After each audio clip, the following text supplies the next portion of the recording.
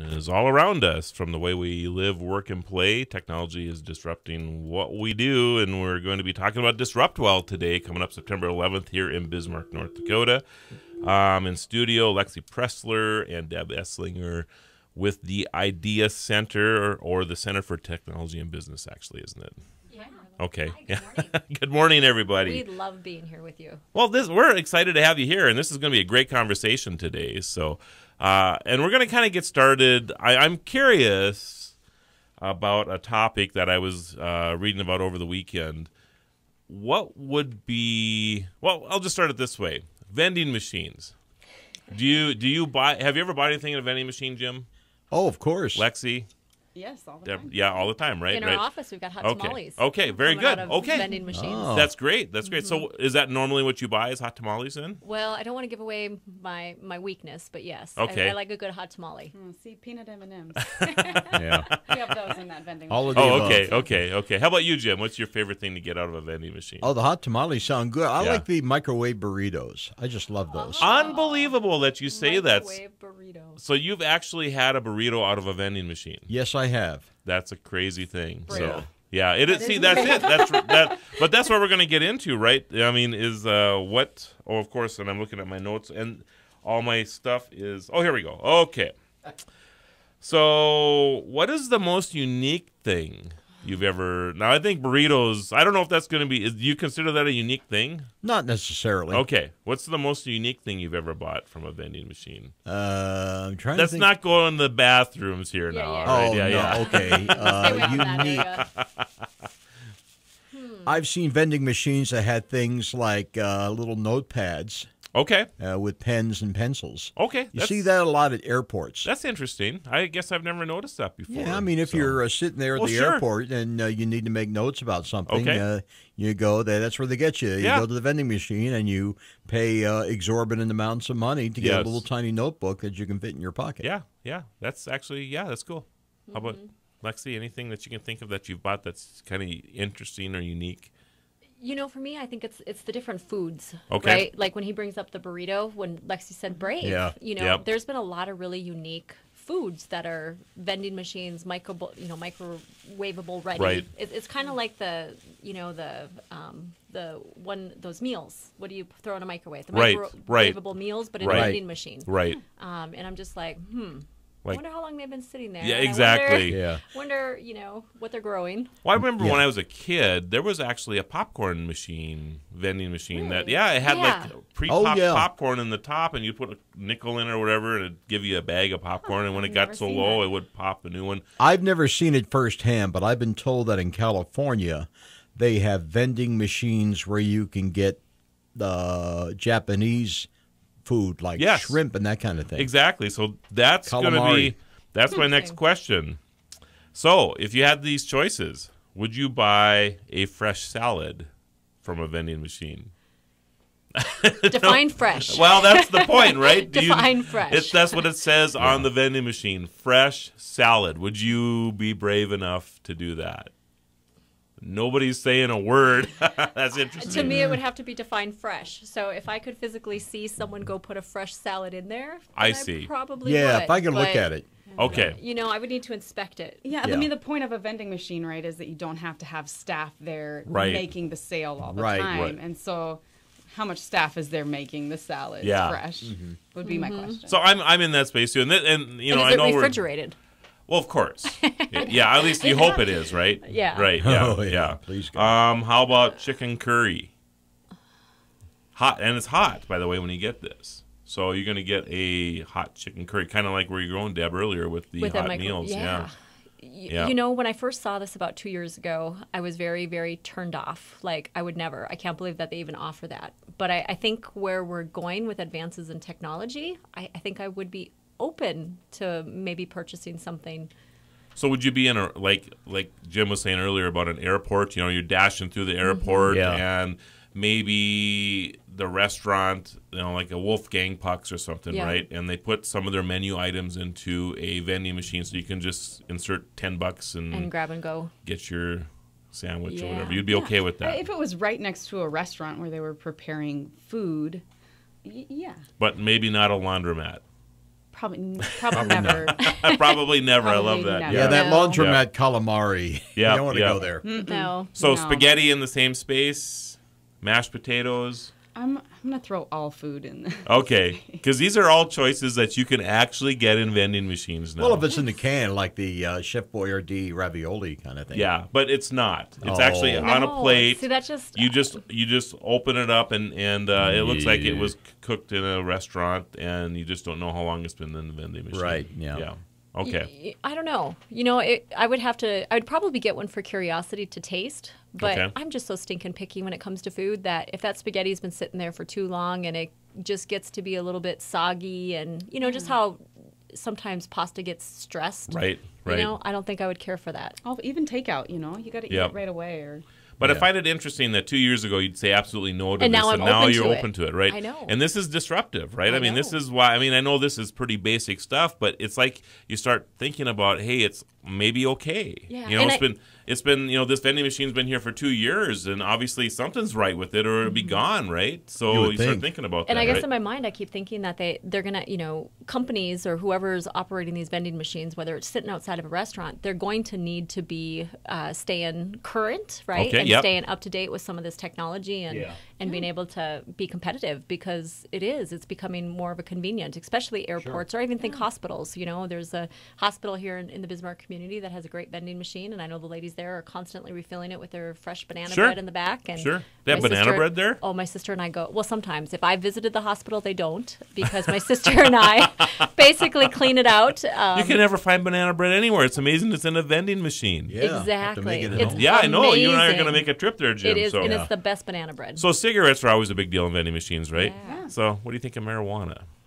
Is it They are already doing it currently in, in they are doing it. Colorado? Of or- course, Yeah. medical marijuana is available Is a in vending vending machine. machines, and I'm guessing Medical as we marijuana? become and as so we how do you get prove your green card status? that's a great Is it question, right? Scannable or Yeah, I would imagine. interesting? Yeah. Well, in a lot of states where recreational is, but they eliminated cigarette vending machines forever ago for that same. So purpose. now it's How do coming you- back. I How do know. you verify that a 7-year-old's not purchasing those cigarettes? That's Good question. Ultimately, why they eliminated them because Yep. of that regulatory piece. Yep. Yeah. So I'm guessing that they have technology in place that Well, with your that driver's does that. license, you got that Yeah, barcode now. they on can your probably driver's scan license. it. You can scan Yeah, it but that way. doesn't Yeah. mean I didn't always borrow foolproof, my though. mom and dad's and go down there and get it. Right. Just saying. I mean, that'd be pretty easy to do. Oh yeah, it's kids the are never-ending sneaky. battle. Yep. The yep. better mousetrap versus the smarter mouse. Right, Yeah. right.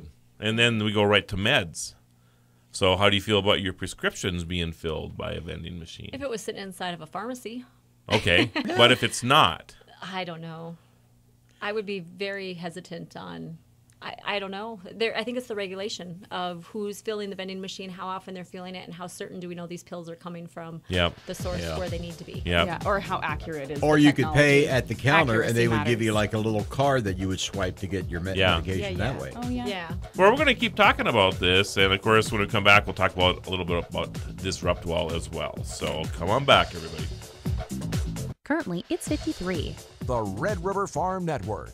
Ag News is here on Super Talk 1270. Follow the Guru of Geek at Facebook.com/The Tech Ranch or Twitter at Guru of Geek or TheTechRanch.com. Here again is your Guru of Geek, Marlo Anderson. And we want to thank everybody who follows us across the country and around the world on the Blueberry Network, on the Tech Podcast Network. If it's Tech, it's here. You're going to find us on Roku, iTunes, Tuned In, and of course our own app, Radio Pup, as well as Super Talk 1270. So all kinds of places you can catch us live or as a rerun later on. We have Lexi, Preszler, and Deb Eslinger in studio from the Center of Technology and Business, and of course producer extraordinaire Jim Walsh. Hi. And we're talking about vending machines. Yes, we are. A topic I thought we'd only spend 3 minutes on, and here we are into the second part of the show already. We were talking about medical marijuana and vending machines as we walked away and or at the break, and then meds. Yeah. So, Lexi, during the break, you said that you would rather have robots give you or Yeah. fulfill your prescription over people.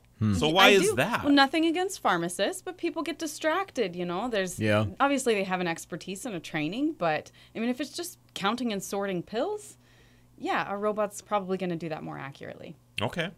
Interesting. Makes sense. But then the expertise behind it and the decision making behind it, this generic versus, Yeah, I was going to say, can robots read? Of course. Like read all the sorting. So I'm trying to play devil's advocate here a little bit on the pharmacist side of things, right? Yeah. I do agree, though. Robots are probably more accurate, but... Well, I'm sure a pharmacist would like to have a robot sort pills for them, too. Yeah. That's probably a Put a label on a bottle, all the right. meticulous, all the time-consuming, yes. detailed stuff. Yes. Yeah.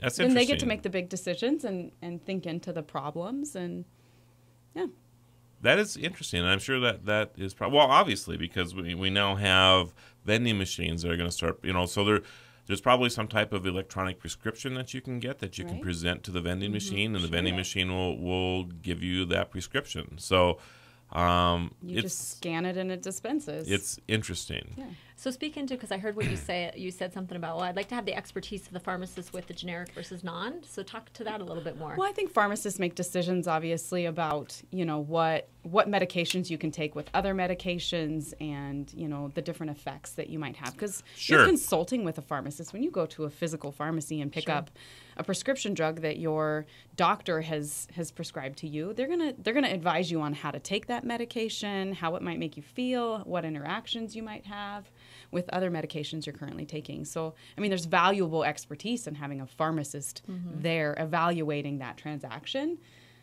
But do you think a computered robot would be able to take over some of that Well, stuff? I was just thinking the same thing. So if you had a robot that had artificial intelligence, right, and you could speak to this robot and the robot actually asks you, what other medications are you taking? The robot could say, because you're taking these medications and you're going to be taking this, may experience these type of... Yeah.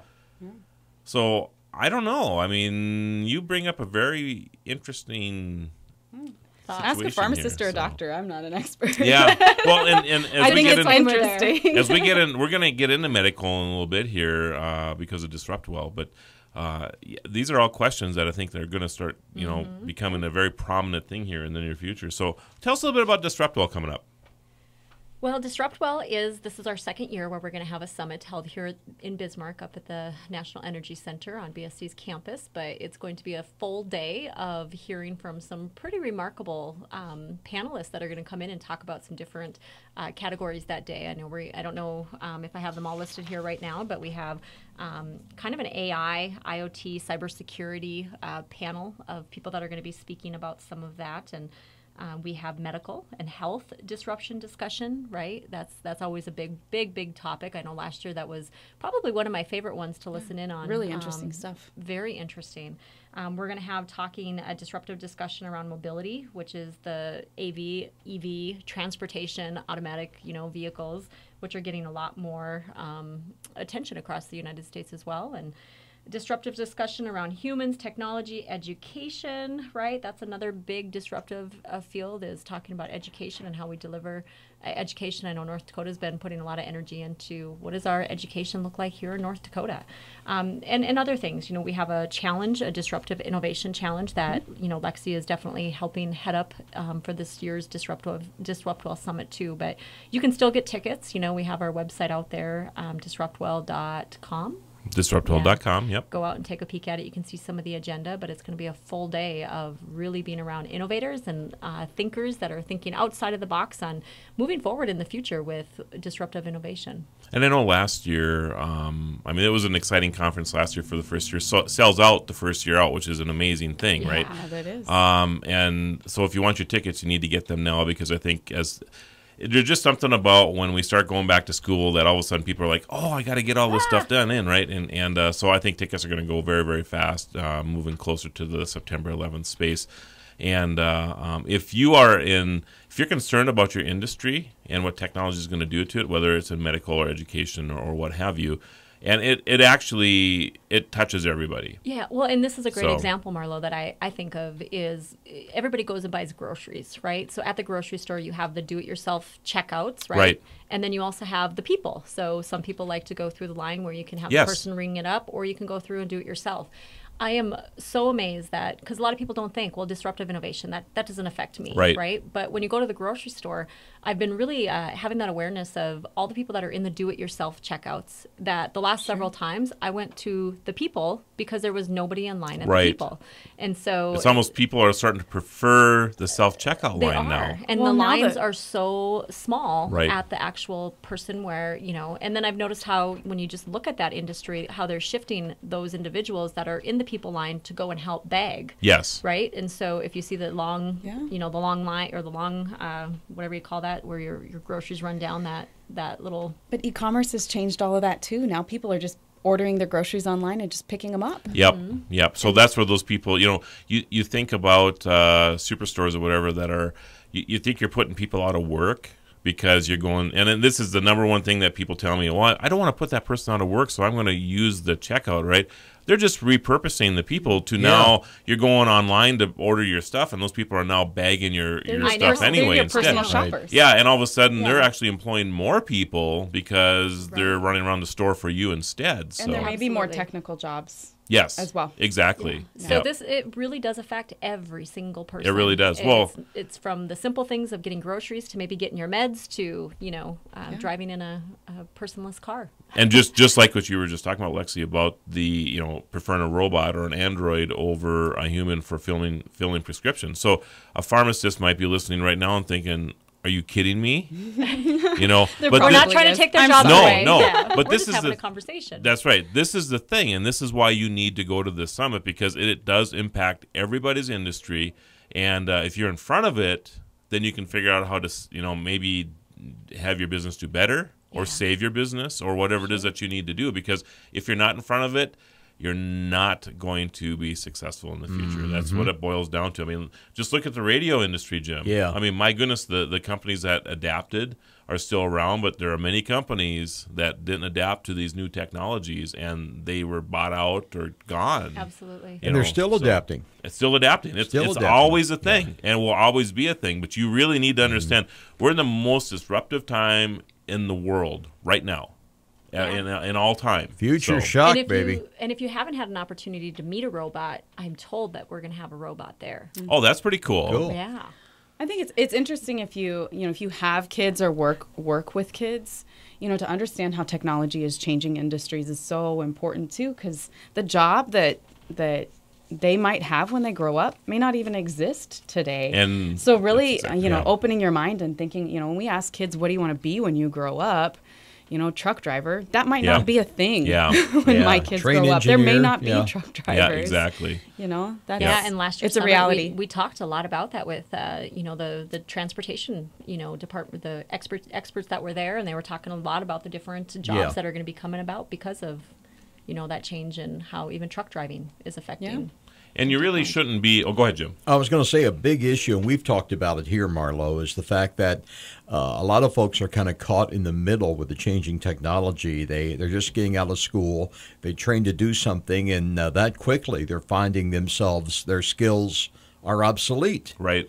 And they have to face the question of, well, should I just go back to school and retrain, or how should I adapt to this changing world? And, of course, you and I are on the other end of that spectrum. You know, a lot of the jobs that maybe we're involved in are being phased out. Yeah. And you only, you know, have 5 or 10 years left before you're thinking you're going to retire. So now what do you do? Yeah. Right? I mean, it does really impact everybody. So, but let's get into 3D printing. Actually, we're not going to have much time to do this, but the 3D printing piece, there's all kinds of great things that are happening in that world. And we're going to be talking a lot about 3D printing at Disruptable as well. So the first thing that's interesting is printing with metal. Now, that's becoming a thing, and it's becoming a thing very fast. They're starting to print, and I'll just set this up for the next segment, I guess. So they're starting to print gas turbine engines for airplanes and spacecraft. And probably the biggest thing that is on everybody's mind right now is guns. And, of course, most 3D printed guns have been with plastics, but this is not going to be the reality in the future. I mean, the ability to print guns and everything else will be a reality pretty soon. Plastics which can go through Yes, scanners and everything else. Yeah, yeah. So I think there's, with all good stuff, there's always that little bit of evil that comes in with it, and we'll get into that discussion a little bit later. Immunizations are going to be coming about because of 3D printers. Construction is going to be a huge deal. And what's really interesting to me is that last year we sold the millionth desktop, millionth 3D printer. Wow. So there are now 1 million of these things, around the country, and they're being put to work. And one thing to think about before we come back, Amazon now wants to 3D print custom items in delivery trucks. So as they're coming to you to drop something off, they're printing it on the way. Those UPS drivers are going to need some more skills. Yes, they will. So coming back, everybody. Currently, it's 53. Dave Ramsey is heard here. Super Talk 1270. We're back to the Tech Ranch. Stream this program now at supertalk1270.com. Here is your guru of geek, Marlo Anderson. And it's all about disruption today. Lexi Preszler, Deb Eslinger here from the Center of Innovation, Center of Technology and Business. I'm sorry, I'm missing everybody up here. I've had no sleep this weekend. And we're Deb and we're your friends. Thank you, thank you. Keep it that way. If I actually look like I'm not saying anything, it's because I've actually fallen asleep with my eyes open. So you're doing we'll back you in your sleep. You're doing a pretty good job. I appreciate that. So Just it's been it was a fun but long weekend. Yeah, do that, please. That would be fantastic. Just take a nap, Marlo. So we're talking about 3D printing. So the first thing we're going to get into is printing with metal. And I threw out some applications before, like we're starting to print airplane and parts for our spacecraft and that type of thing. Of course, that has other implications as well. I mean, and it really does. I mean, I'm looking at around the studio here. I mean, just the booms for the microphones that we're talking on will now be able to be printed in the future. All of this stuff that you see with metal, to some degree. I mean, I'm sure there's some print or some metals that are going to be very, very difficult because of the, like steel, for example, needs a crazy amount of heat to produce. But aluminum and that type of thing, I mean, you might be able to start printing your own beer cans in the future, right? Wouldn't that be cool? Jim and I are smiling now. So if you have a home brewery. Yeah, wouldn't that be cool? Yeah. So anyway, so what are your thoughts on metal printing? It's mind-blowing.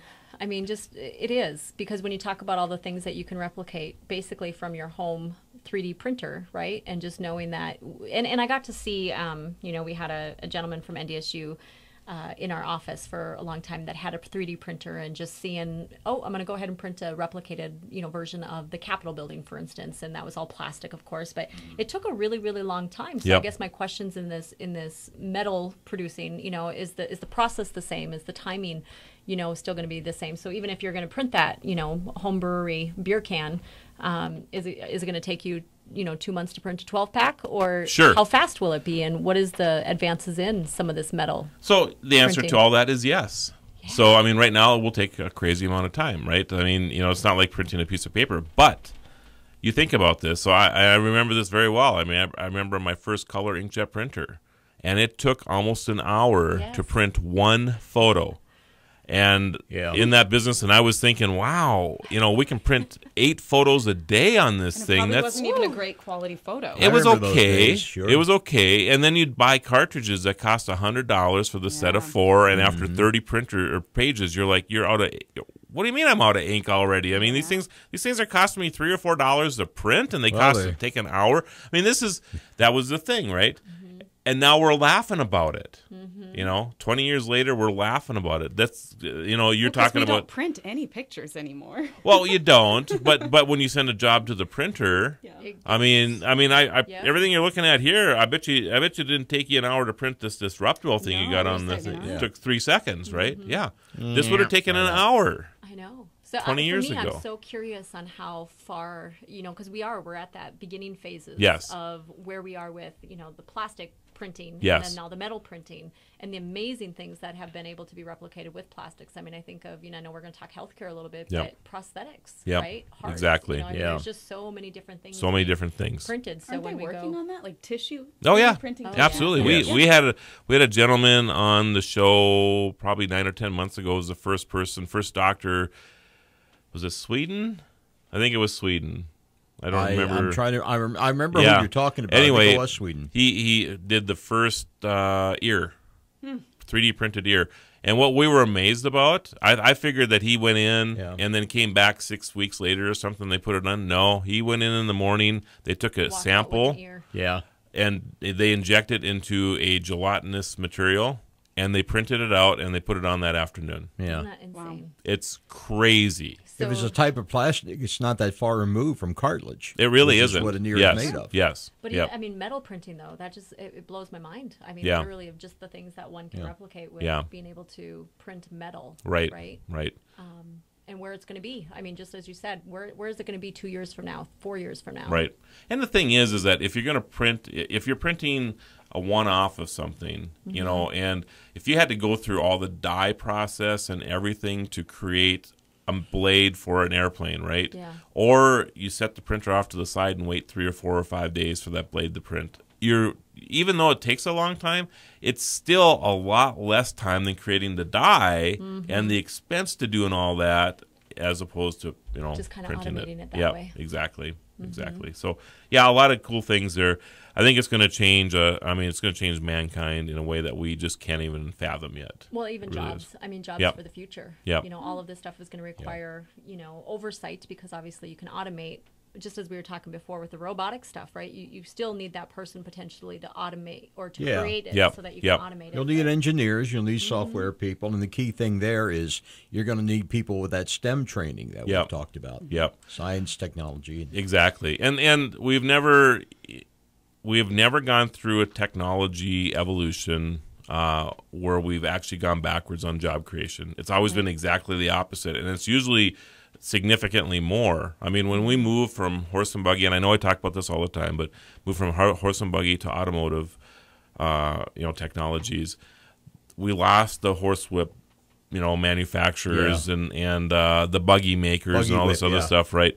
But the jobs that were created because of that are significant. And the move from regular telephones to cell phones, yes, we lost hundreds of thousands of jobs with people who were in regular telephony at the time.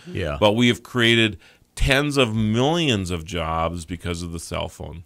All the apps that have been created and everything. Well, the first principle of economics, you have to remember this. I mean, they teach you this the first day in school, is that theoretically at least, human wants and needs are infinite, indefinite.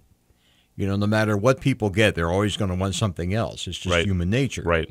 And that plays into the economic aspect of when you invent new things, it doesn't mean that the wants and needs are going to go away for certain things.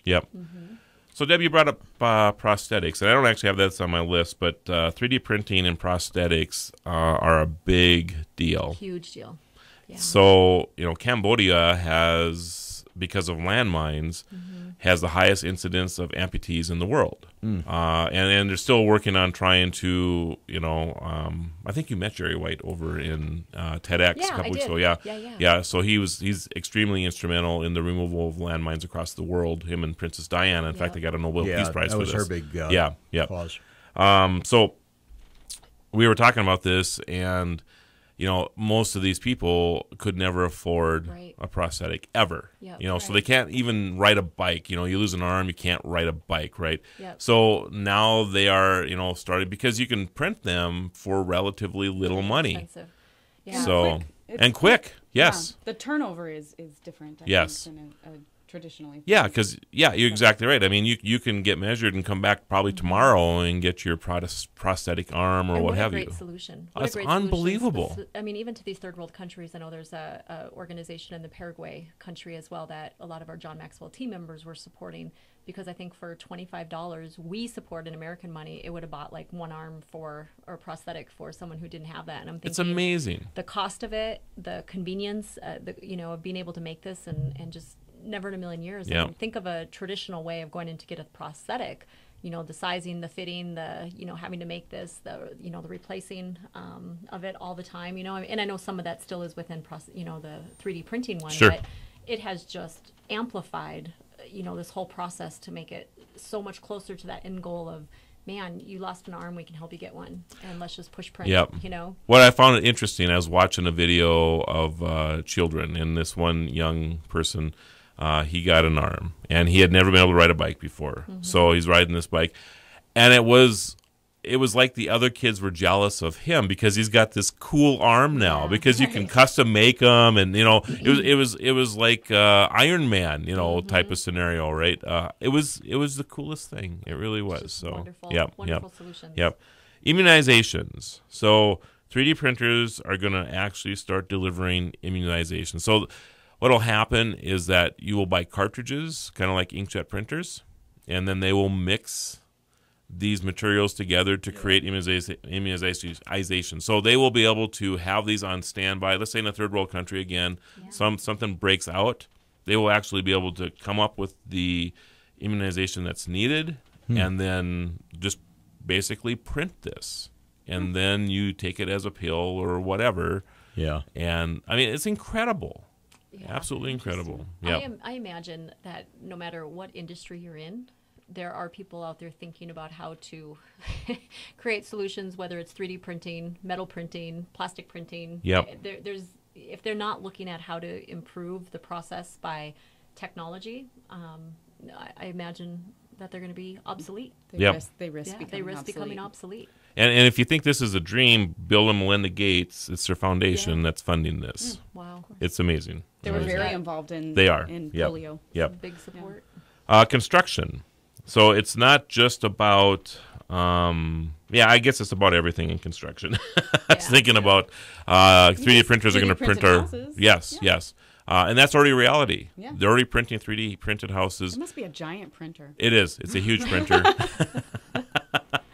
Or a couple of them, but and they're actually making homes, again, in third world countries. They have a home that they can print for $4,000. Amazing. And this is where it's industry changing. A 3D printed home will cost about half what a stick-built home will cost. Okay? What's the time of building that? A week. Can you imagine the socioeconomic impact that could have if it was widely available? Yes. Yeah. I mean, and that's the point that I'm getting to. 10 years from now, it probably will be, right? So, and whatever you can design, whatever you can think of in your head for a house is what's possible, right? So you don't have to have the traditional thing. You can have round, you can have whatever you want, right? Is going to be possible in the future, and probably at about half the price. So the issue becomes, again, people like Jim and I, right, that maybe our nest eggs in our home, and all of a sudden the housing market is being flooded by homes that cost half the price of what I'm going to be able to sell mine for the same thing, and you can dream it and build it. What does that do to us? So you have to be thinking about these things, because if you're about ready to retire, and or 10 years from now, and you're thinking about the value of your home, you might want to start thinking about what you're going to do with your home now to get ready for that. So after the break, everybody, we'll continue our conversation on this and disrupt well. So come on back. Currently, it's 53. Here's Sean Hannity, weekday afternoons on Super Talk 1270. Follow the Guru of Geek everywhere he goes. Post your comments or questions at thetechranch.com. Once again, your Guru of Geek, Marlo Anderson. And we have Deb Eslinger and Lexi Preszler from the Center of Technology and Business in studio, along with our producer extraordinaire, Jim.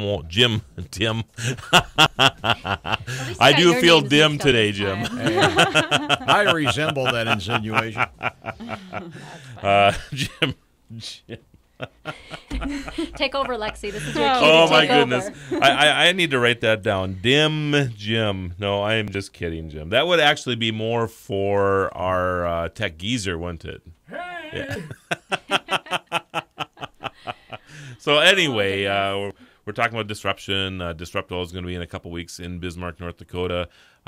Give me one of the speakers that are going to be there. Who are you most excited to hear about, Lexi? Who am I most excited? Man, there's a really good lineup. There's some pretty local or regional representatives that are going to be there, but just some really interesting people from around the country as well. Well, Steve Swanson. Yeah, of course. Can I bring him up? Of course you can. So he's Steve going to be Swanson, exciting. he's the former NASA astronaut. So we're going to have an astronaut right here in Bismarck at Disruptwell on September cool. 11th. Just awesome. I mean, awesome opportunities to hear from people like him who has done some extraordinary things, been in space, right? Coming here to speak into some of the disruption that's going to take place in innovation along, all the things we're talking about here, whether it's healthcare, transportation. We have some local, as you said, we have some local folks as well, whether it's the Vern Dashes, who's over at NISC, and right there, technology. We have, I'm looking at all your sheets here because there's quite a lineup. Every panel that we have about 3 to 4 different speakers that are going to speak into some of the different, disruptive innovation stuff around their topic area. So whether that's healthcare, whether that's cybersecurity, whether that's transportation, just a wide variety of experts that are going to be speaking into some of that stuff. And even the presentation of these topics are disruptive. I mean, we're not a traditional, or no. I should say, it's not a traditional way of going to a conference. It's not. So, and I think the biggest thing that you need to have when you come is an open mind, right? And, yes. And collectively think into some of these topics as they're going to be displayed, via panelists in different subject areas, and just be open to think into it, think of how it's going to affect you, your industry, your just everything in the near future. Your lifestyle, yeah. Right, It's a fast day. It goes really quick. It does. Because there's constantly new things happening. There's interesting things being presented. And yeah, it just goes, there's lots of great people. And you'll leave there, hopefully enthused about the future. Yeah. I know I was last year. It was exciting to be there. But at the same time, you start thinking about the opportunities that you might have for your life and your business, moving forward. I think a big part last year, Marlo, what I heard from a lot of the attendees, which we had 200 plus attendees there, was they didn't know what to expect the day of. And so what would you say to those folks that are thinking, should I come? I mean, just really it's about being curious, right? Mm-hmm. And I think it's so important for us to stay curious, because that's how we stay fresh and how we stay, at the pulse of what's occurring. Yeah. And just having a person come, have a curious mind, and just be open to learning about new ways of disruption that are taking place in these different industries. I think in addition, it also is helpful to think as a community and a state, how are we approaching technology, and how are we making sure that we're staying relevant when the world is moving forward too, There's a lot of innovation that's going on within our state. There's lots of interesting things happening, and it's important to think about the big picture, what's going on worldwide, what's going on in our nation, and how we're staying current. Yeah. And I will say that even coming into it, I don't know what to expect. Yeah. You're thinking, people were left or not thinking about what to expect from last year. We don't know ourselves. That's how disruptive this conversation is going to be that day. Yeah. We're just putting people that are amazing together. Mm-hmm. And, I mean, there were businesses spun up on stage last year. People thinking about, like, the construction thing. I know I was hosting that panel last year, and all of a sudden we're coming up with, what do you do in the construction zones that you can, have motorists and the people working in those construction zones a lot safer. And that whole business idea spun up in this conversation.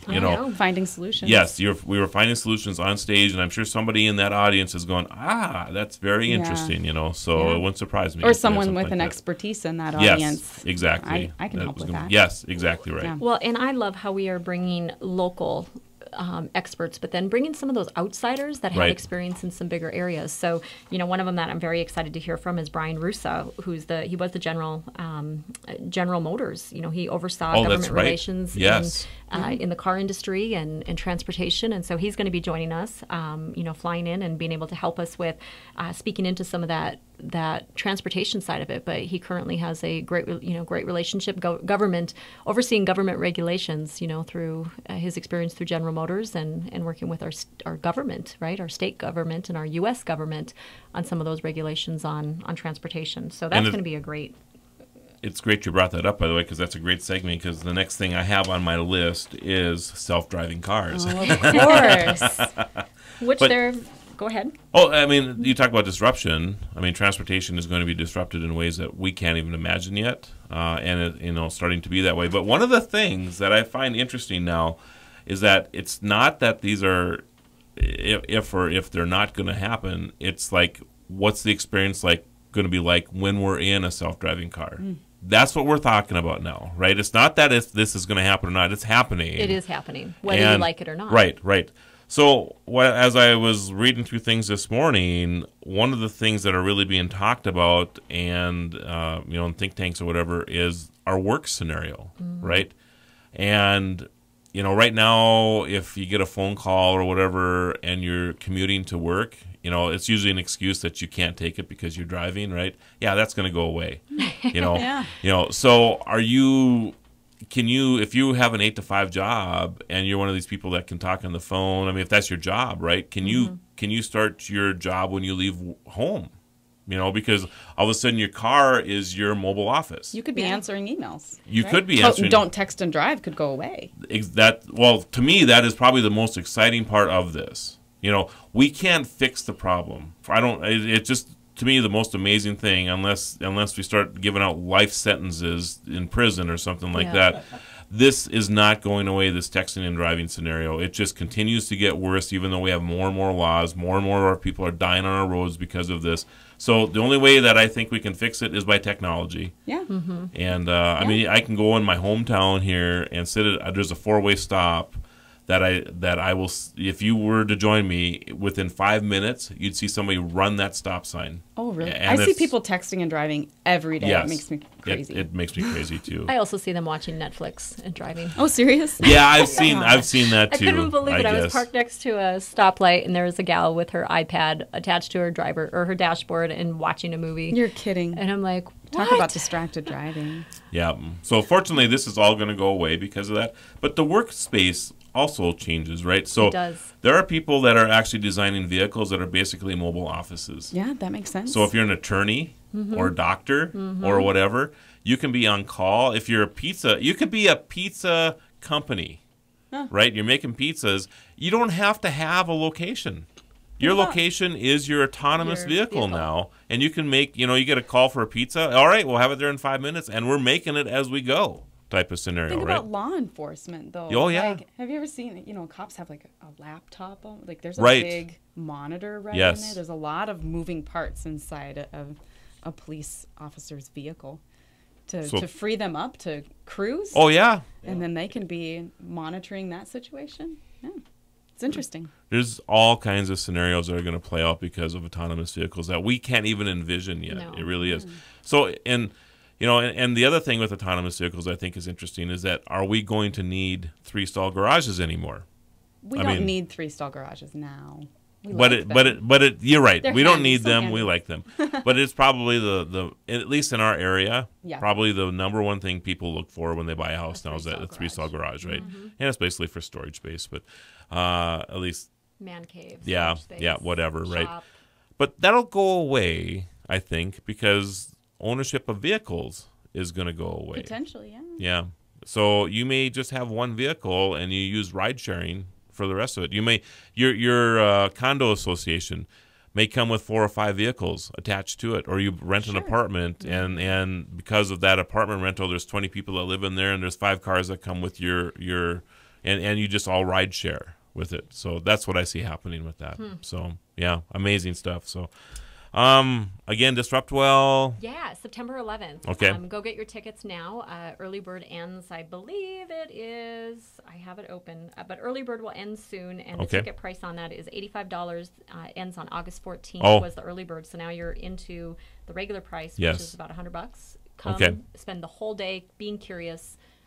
So that we can have future conversations around what is it going to look like. This conference will be worth many thousands of dollars to you. You need to go to this conference. And the people that are going to be there are phenomenal. Yep. If it's anything like last year, which I know it will be. And you can get a picture with an astronaut. That's what I'm waiting for. Missions, right? It's a pretty big deal. 5. 5 missions? Yep, I thought it was. Yep. I think it's 5 missions. He's been in space over 200 days. Oh yeah. Maybe I'm thinking of the spacewalks. He's in 5 spacewalks, right? He's done 2 space shuttle missions. Oh, that's what it is. 2 space. Yeah, he's been up there a lot. Everybody. All right. Have a great week, everybody.